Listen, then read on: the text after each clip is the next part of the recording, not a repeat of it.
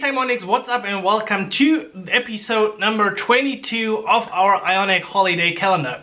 Today another Sunday special, actually the last Sunday special, and today I have a very special guest. Actually, it is not only about me, but today I am happy to show you a little video that a special person made, and this special person is Mike from the official Ionic company. I asked Mike to tell us a bit about the future of Ionic 5 and what's going on over the next time with Ionic. So without further ado, here's what Mike has to say. Now, I know what you're thinking.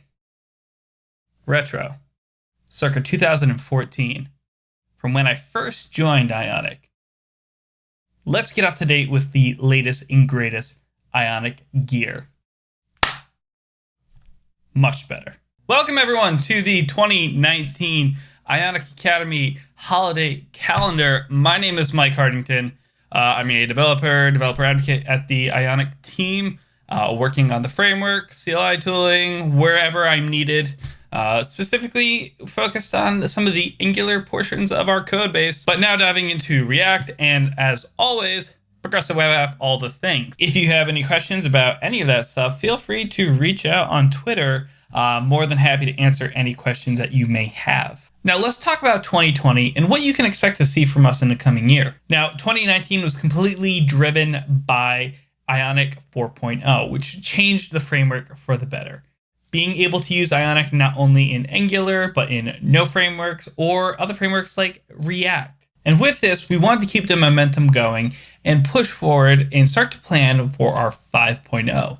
Now, I know what you're probably thinking. 5.0 is a major release, Mike. That means that there's going to be a completely new version of Ionic, and I'm going to have to rewrite my app yet again.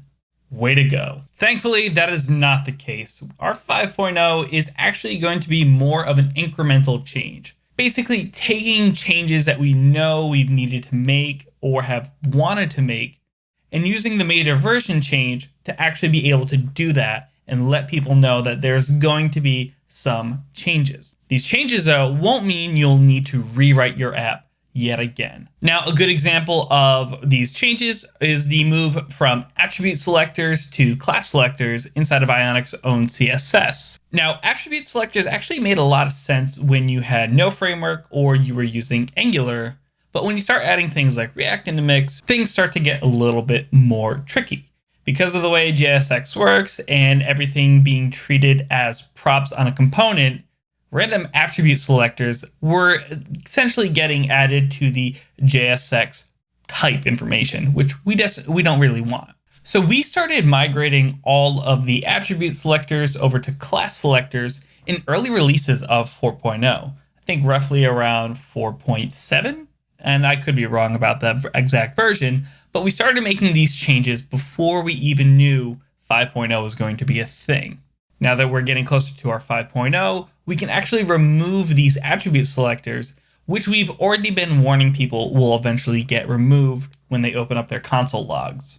Now, in addition to the attribute CSS classes change, we're also going to be seeing more improvements to the current existing components inside of Ionic. This includes some design updates to match the latest design specs from both iOS and iOS 13, and latest updates from material design. We're also putting in a lot of work into our modal component to make it feel more at home to iOS with its new updates and behavior of how it displays itself and affects the parent view that actually called it to display.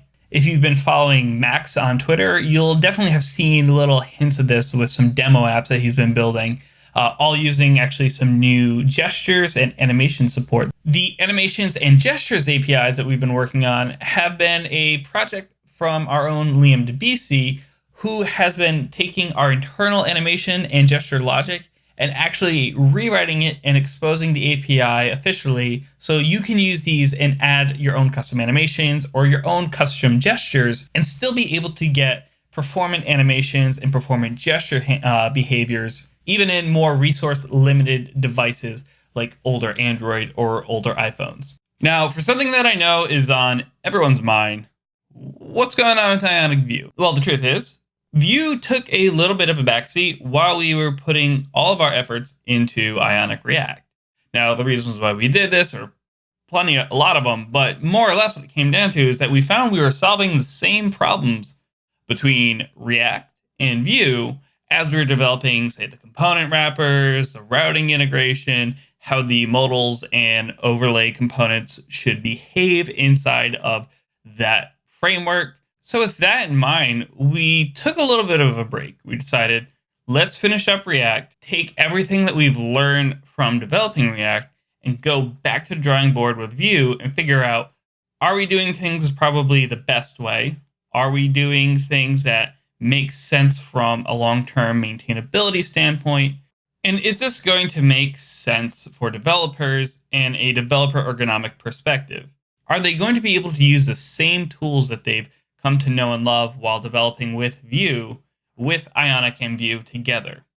So once we have all those answers kind of solved and can do this in a much more maintainable and kind of closer to how we have React working, then I would suspect that we would see more progress with Ionic and Vue in the future. Plus, we're actively watching Vue 3.0 to see how are these changes going to impact Ionic Vue and how we end up shipping our components. We're very excited to see what Vue 3.0 looks like and can't wait to see that when it ships. Well, that is all from me. Thank you so much for watching this video.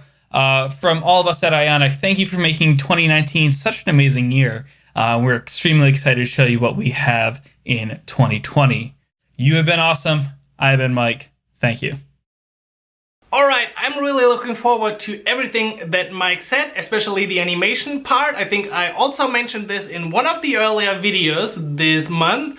And tomorrow we will actually take together a first look at Ionic 5, so I'm really excited about this as well. If you got any questions, just tweet to Mike on Twitter. He's an awesome guy. He will definitely answer all your questions. So I hope you enjoyed this episode with Mike, and I will catch you tomorrow for another great day of the Ionic holiday calendar.